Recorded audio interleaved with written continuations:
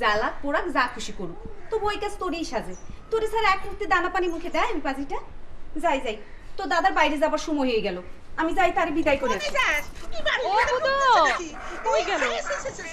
বুদু বেড়া বেড়া বেড়া, বাড়ির পিছনের দরজাটা বন্ধ রাখতে বলেছিলাম, কার কথা কে শোনে? খোয়াতে মুরগি পারবে, রোজ রোজ উঠান বিশ্রাম, ভোরবেলা উঠে পুরো উঠান পরিষ্কার করি, আর এবারে ওবারে মুরগি এসে উঠান নাশ করে অতিষ্ঠ হয়ে গেল।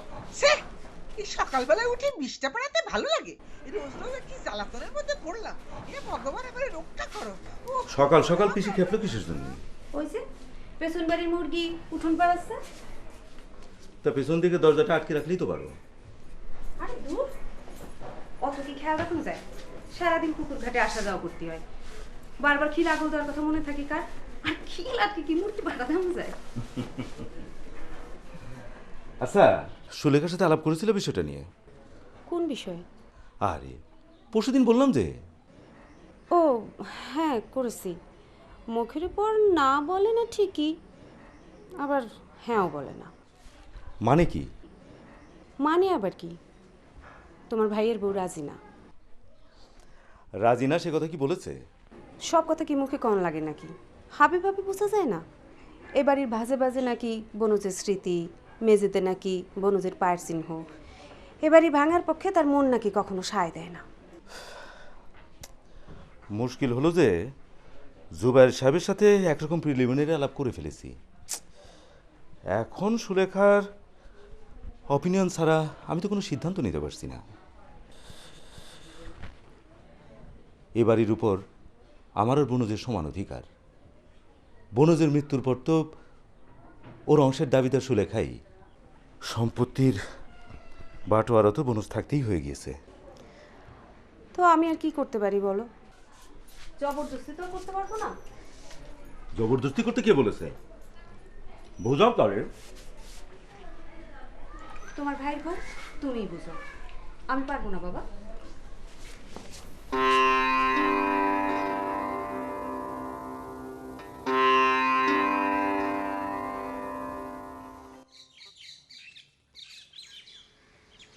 সুলেখা, ও সুলেখা, এই বুদু স্নানের জলটা একটু গরম করে দে না।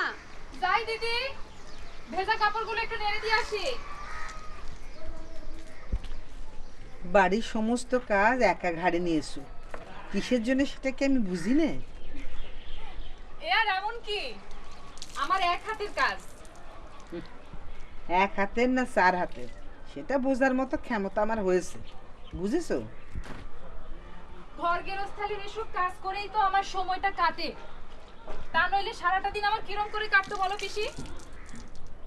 করার মতো কাম কি তোমার কম ছিল? স্কুলে চাকরিটা নিলেই তো পারতে, লেখাপড়া তো কিছু শিখেছো। কি করব বলো পিসি, বাড়ির বাইরে যেতেই মনটা চায় না। তা কতদিন আর এই পুরনো বাড়ি আগলে বসে থাকবে শুনি?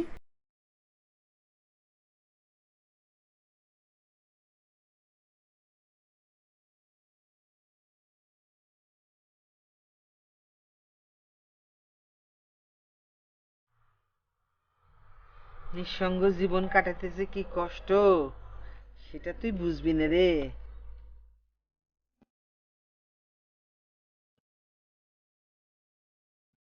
খোকা ঘুমালো, পাড়া জুড়ালো, ভোর গিয়েলো দেশে, বুলবুলি। ও সুলেখা, এই বুদু চোখ পাকিয়ে থাকলে কিন্তু আমারে দিবি না, পুরো ঘুমালি পাড়ি দিবি। ওরে ঘুম পাড়ানো আমার সাধ্যের কাজ না। বুলবুলিতে ধান খেয়েছে, খাজনা দেব কিসে,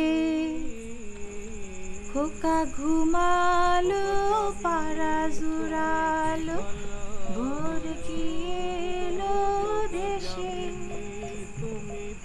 বুলবুলিতে ধান খেয়েছে, খাজনা দেব কিসে।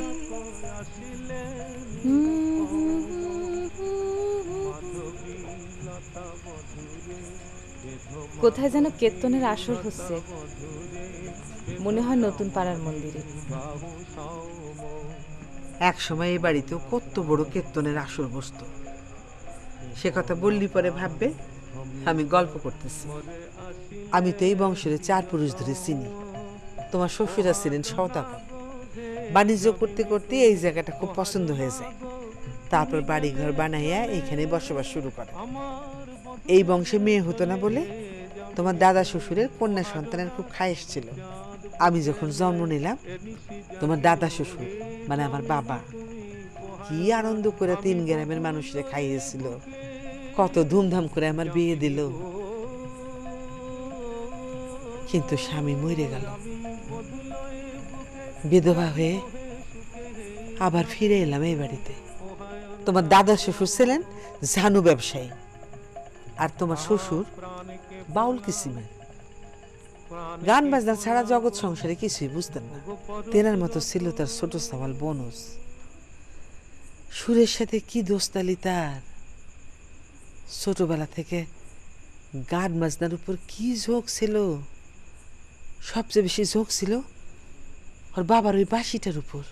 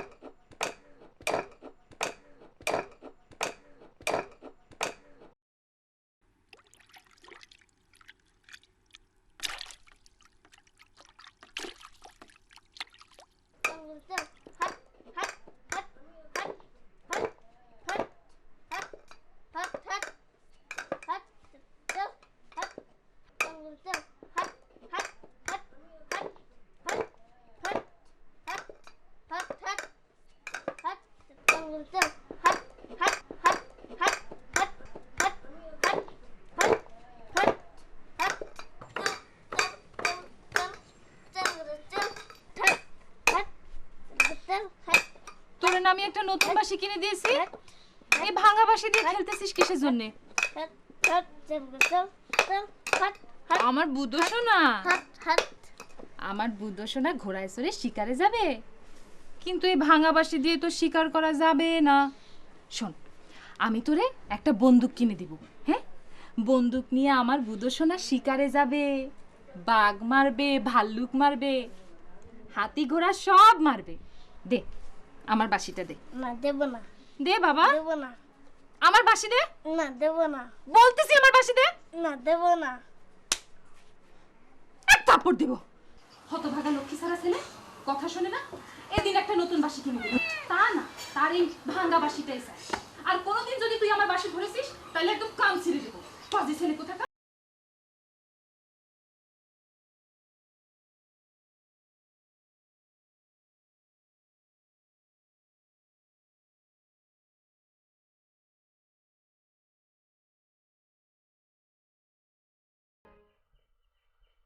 তোমার কাণ্ডজ্ঞান কবে হবে বলো তো?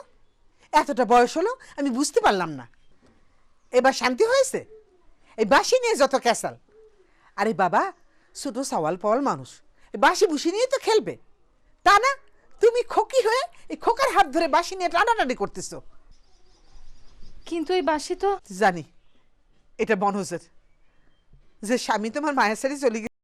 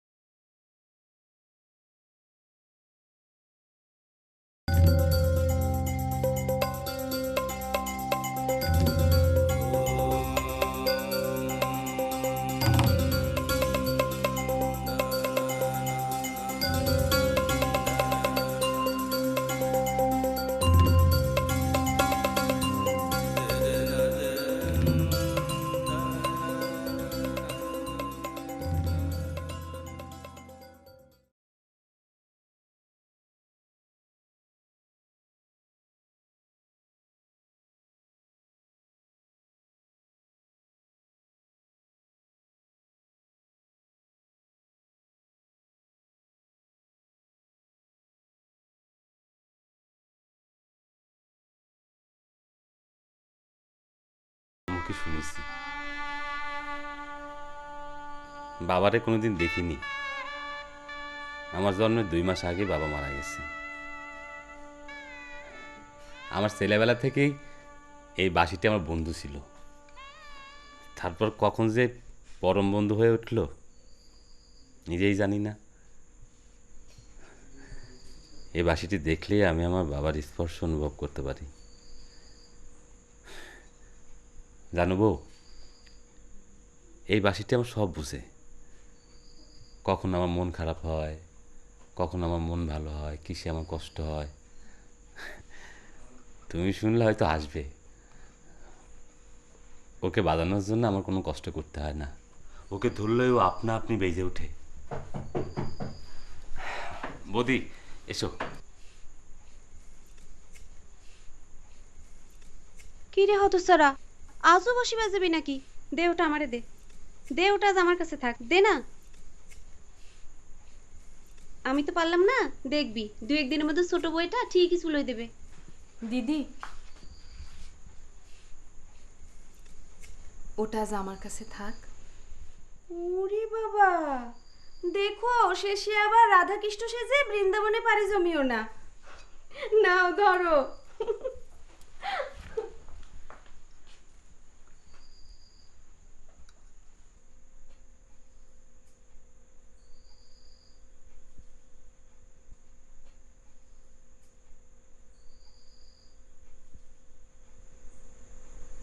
বাজাও।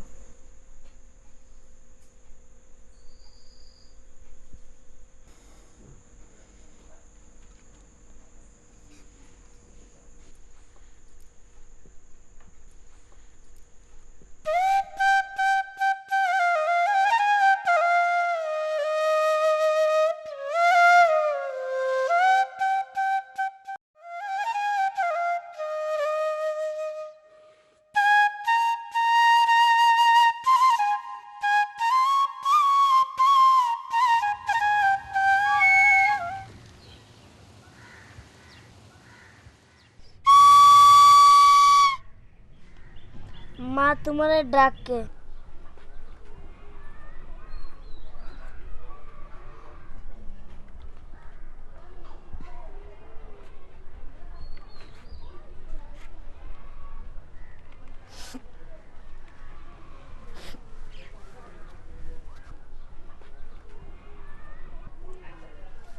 আমি আর তোমার বাসি নেব না।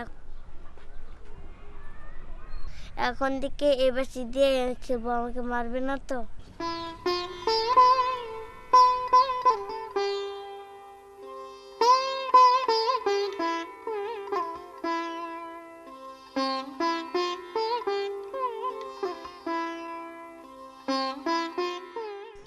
এই যেটি পুরো ঘর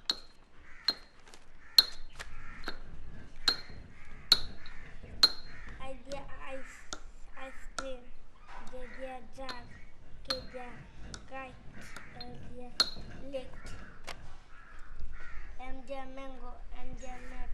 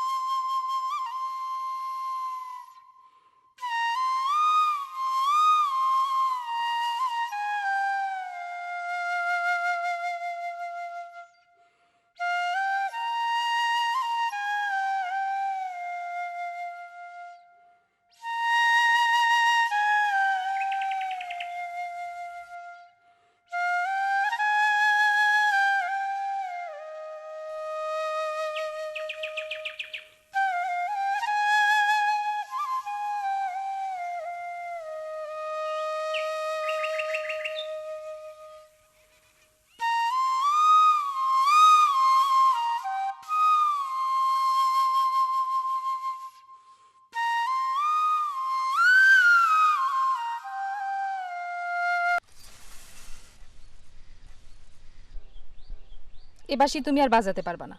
কেন? সারাদিন যদি এই বাঁশি নিয়েই থাকবা, তাহলে আমার এই বিয়ে করলা কিসের জন্য?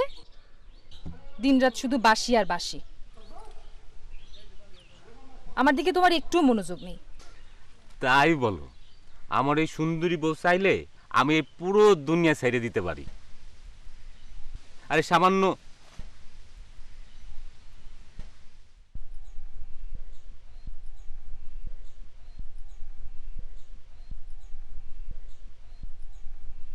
বাঁশি তোমারে ছাড়তে হবে না, বাজাও। আচ্ছা, আমার এই যে বারবার এমন ছেড়ে যাবার কথা বলো, তোমার বুঝি মুখে একটুও বাঁধে না? এরম করে যদি আর কখনো বলো, আমি একদম তোমার ছেড়ে কি আরে কি তোমায় ছেড়ে যাবার শক্তি কি আমার আছে? তোমার ঠিক এইভাবে আমি জড়ায় ধরবো সারা জীবন। ইস, সারো। কি? কেন? আশপাশের লোকজন সব বুঝে চোখ বুঝে থাকে। আমার বউরে আমি ধরেছি, তা কি হয়েছে? বউ হয়েছে তো কি হয়েছে, তাই বলে খালি মাঠের মধ্যে সারো। এবার বাঁশি বাজাও। তুমি না বাঁশি বাজাতে নিষেধ করলে। ইস, আমার মুখের কথা বুঝি ধরতে আসছে? বাঁশি শুনবার জন্যই তো বাড়ি ঘর সেরে তোমার পেছন পেছন এই গাছতলায় এসে বসে আছি। তুমি যদি বলো তাহলে আমি সারা দিন বাড়িতে বসে বসে তোমারে বাঁশি শোনাবো। ইস, কাজকর্মে মন নাই, দাদা সারাদিন একা একা ব্যবসায় খাটে, বৌদি বকে, সি এত বড় ছেলে কোনো লজ্জা শরম নাই। ব্যবসা ট্যাবসা আমরা তো হবি না। কি হবি? ব্যবসা ট্যাবসা কিচ্ছু হবি না, বাঁশি বাজানো তো হবি। বাজাও।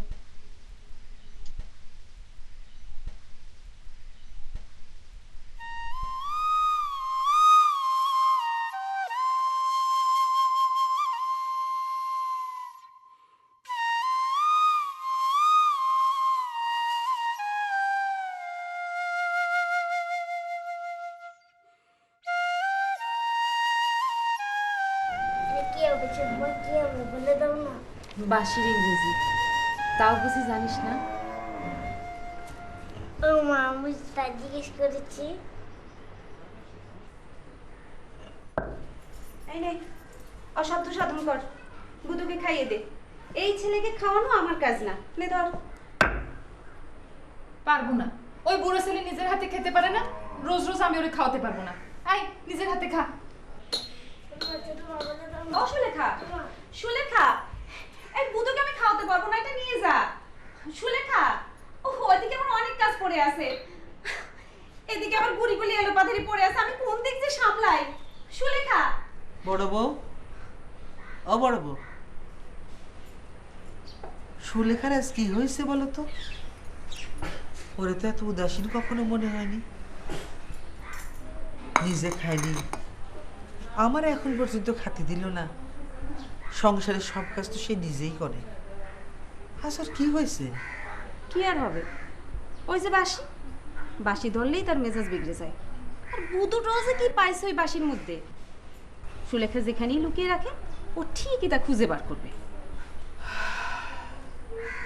আচ্ছা বউ, বনজ গত হয়েছে কতদিন হলো?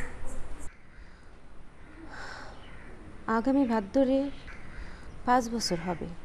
তোমরা কি ওর বিষয়ে কোনো সিদ্ধান্ত নিয়েছো? আমরা কি চেষ্টা করব পিসিমা? ওর বাবা মা তো ওকে অনেকবার নেওয়ার জন্য চেষ্টা করলো, সে রাজি হলো না। শুনেছি ওর দাদা কোথায় নাকি ওর বিয়েও ঠিক করেছিল, ওকে রাজি করাতে পারলো না। আর আমরাও তো কম চেষ্টা করলাম না, সে নাকি বনজের স্মৃতি আঁকড়ে জীবন কাটিয়ে দিতে চায়। এই কচি বয়সে সাদা থান পড়ে চোখের সামনে ঘুরে বেড়ায়, এটা কি সহ্য করা যায়? বেধবার বেশ, এ যে কি কষ্টের বেশ, এ যে কি কষ্ট, সে শুধু ভগবানই জানে। ভগবান, তুমি জানো ভগবান। তোমরা তারে নিষেধ করতে পারো না? করিনি, কতবার করেছে পিসিমা, শুনলে তো। সে বলে জীবনেরই রং নেই, শাড়ির রং দিয়ে কি হবে? আহারে আমার সোনা, আমার রাজপুত্র, সোনার সংসার জোরের ভাই চলে গেল। আর এই সোনার সংসার এখন আমার কাছে পাতালপুরীর মতো মনে হয়। ভগবান, সবই তোমার ইচ্ছা, ভগবান সবই তোমার ইচ্ছা। বনজির সম্পত্তির পুরোটাই তোমার নামে উইল করে গেছে। যা কিছু হবে তোমার সম্মতিতেই হবে। শুধু তাই না, তোমার প্রতি আমাদেরও তো একটা দায়িত্ব আছে, তাই না? তাছাড়া ডেভেলপাররা এই মফস্বল এলাকায় এসে পুরনো বাড়িঘর ভেঙে নতুন নতুন দালান করে বানাচ্ছে। এটা আমাদেরই সৌভাগ্য। লাভবান কিন্তু আমরাই হচ্ছি। গুনে গুনে 4টা ফ্ল্যাট দেবে, এটা কিন্তু কম কথা না। বনুজ নেই, আমারও ব্যবসাপাতির যে অবস্থা, বাড়িটা ভেঙে পড়তে থাকলে রিপেয়ার করো আমার পক্ষে সম্ভব হবে না।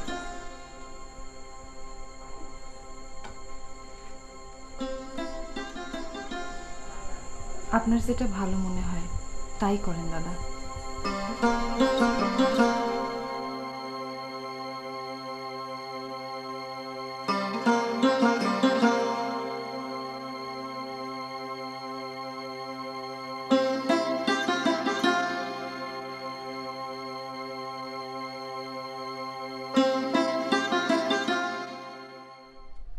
বুঝি না বললে তো আর চলবে না। তুই তো আর এখন ছোটটি নেই। রাঙা ধুতি আর নীল জামা গায়ে দিয়ে গ্রামে গ্রামে ঘুরে বেড়ানোর বয়স তো আর এখন তোর নাই। এগুলো তুই ছাড়। দাদা, ওইসব তো তুমি দেখাশোনা করতেছো, আমি আবার এর মধ্যে কেন?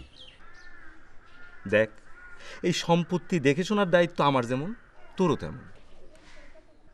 এই দেখ, এই দেখ, দলিল দস্তাবেজ সব বাবার নামেই আছে।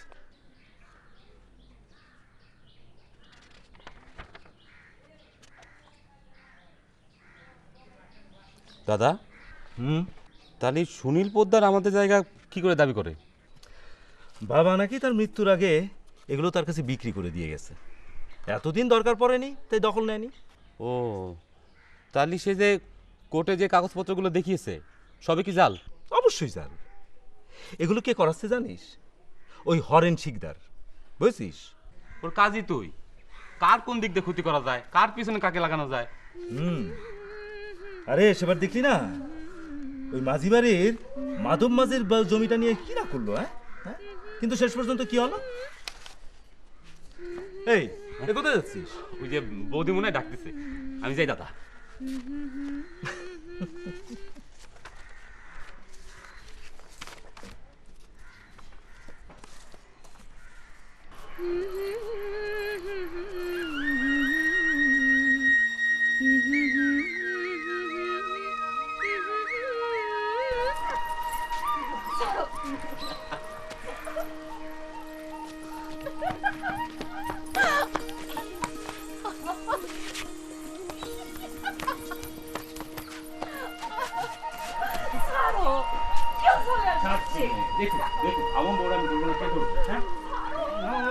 হ্যাঁ, সে তো জানি। বউ যে তোর তা সবাই জানে। কিরে, এই তল্লাটে বুঝি তোর একলারই বউ আছে, আর কারো নেই? তোর বউকে নিয়ে কেউ পালিয়ে যাচ্ছে না, জায়গা জমি মানুষ নিয়ে যাচ্ছে, পারলে তাই ঠেকা। তোর দাদা কিন্তু তোর উপর খেপে আছে। দেখো বৌদি, ওসব জমি জমার হিসেব নিকেশ যে করতেছে তারই করতে দাও, আমি এসবের ভিতর নেই।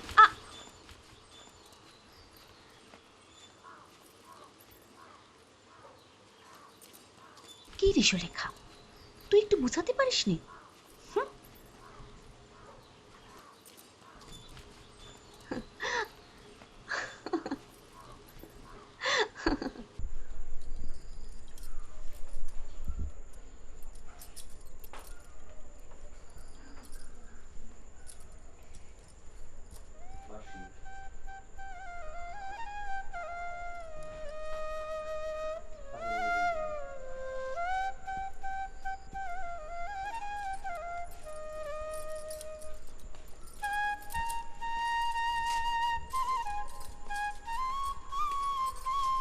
ওই যে বৃন্দাবনে কেষ্ট ঠাকুর বাঁশি বাজাচ্ছে, তাড়াতাড়ি যা, নইলে সখীগণ আবার। আমি যাব না। ইস, আমি যাবো না। বুঝি না ভাই, ঘরে সুন্দরী বউ এনে দিলাম, তারপরে পার্বতের ঘর মুখো হলো। কারণ মন নেই সংসারের ভাবে না, নিজে তো সংসারে হইলই না, উল্টো তোরেও আবার রাধা বানিয়ে ছাড়লো। তুই আবার কেমন মেরে? দিদি আমি একবার যাই। কি রে, তুই নাকি যাবি না? যা পাগল।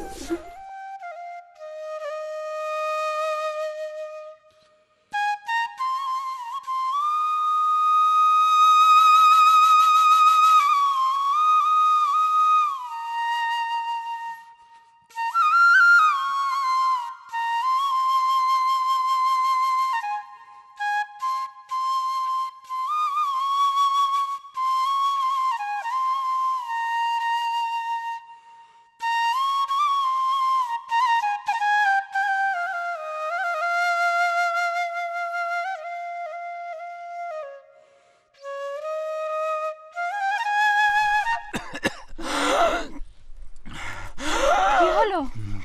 হ্যাঁ, কি হয়েছে তোমার? এরকম করে শ্বাস নিচ্ছ কেন? কি হয়েছে? না কিছু না, ওই শ্বাস নিতে একটু কষ্ট হচ্ছিল। শ্বাস নিতে কষ্ট হচ্ছে মানে? কি বলতেছো?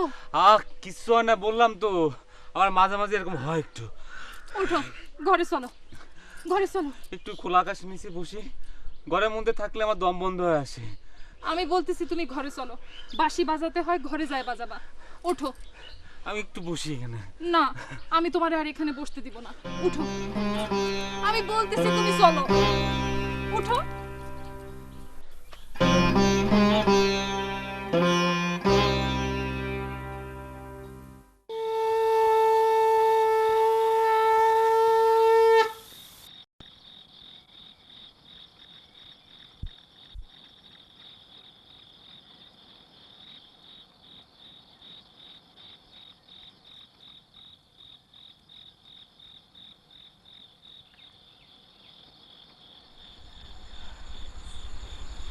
অবু, বনজের শরীরটা এখন কিরাম মনে হচ্ছে? দেখলাম তো বুকের ব্যথাটা আরো বাড়ছে। ওষুধপত্র ঠিক মতো খাচ্ছে না? তা খাচ্ছে, নিয়ম না মানলে কি ওষুধ খেলে কাম হয়? ডাক্তার তো সেই কয় বছর আগে কয়ে দিছে যাতে বাঁশি না বাজায়। কার কথা কে শোনে? কাল রাতে আবার জ্বরটা উঠছে। উমা, সে কি কথা? শ্বাসকষ্ট, তার উপর আবার জ্বর হতেছে? ওর দাদা তো গেল ডাক্তারের সাথে কথা বলতে। বউ, এক কাজ করো, আর দুদিন দেখো, যদি ঠিক না হয় তাহলে ঢাকায় নিয়ে যাও, ভালো হাসপাতালে ভর্তি করো, ভালো করে চিকিৎসা করো। 15 দিন হয়ে গেল, কোনো উন্নতি হতেছে না।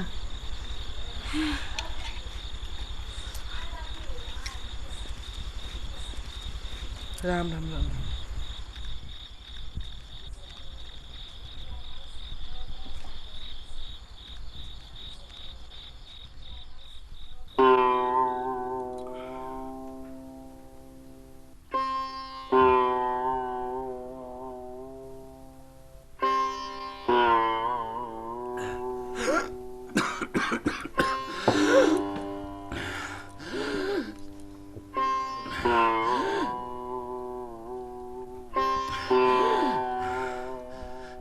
কি হয়েছে?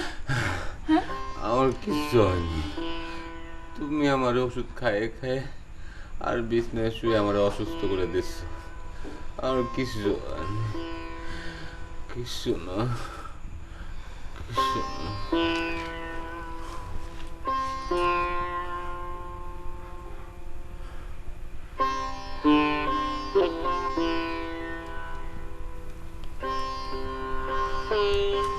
আমি না থাকলে তোমার কষ্ট হবে, তাই না? এসব বাজে কথা কি জন্য বলতেছো? তোমার আমি যেতে দিলে তো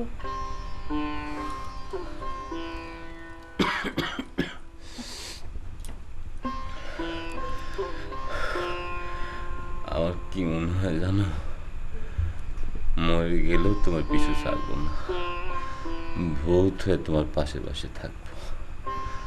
তাড়াই দেবে না তো? এক শর্তে, রোজ রাত্রিরে আমারে বাঁশি বাজায় ঘুম পাড়ানো লাগবে, নালে কিন্তু বাড়িতে ভূত তাড়ানি ওঝা রাখবো।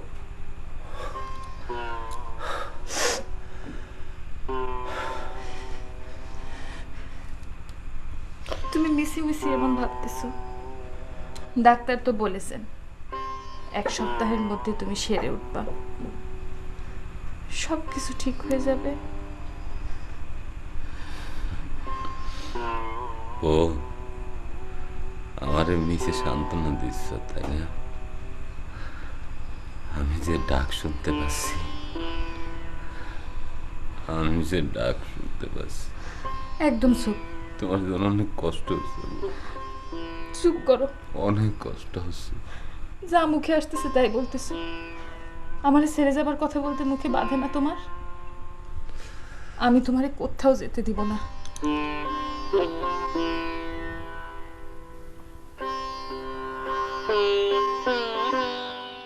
দিদি, ও দিদি,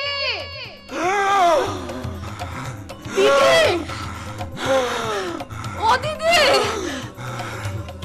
দিদি শুনতেছো? কি হয়েছে? দেখো না কিরম করতেছে। কি হয়েছে ভাই?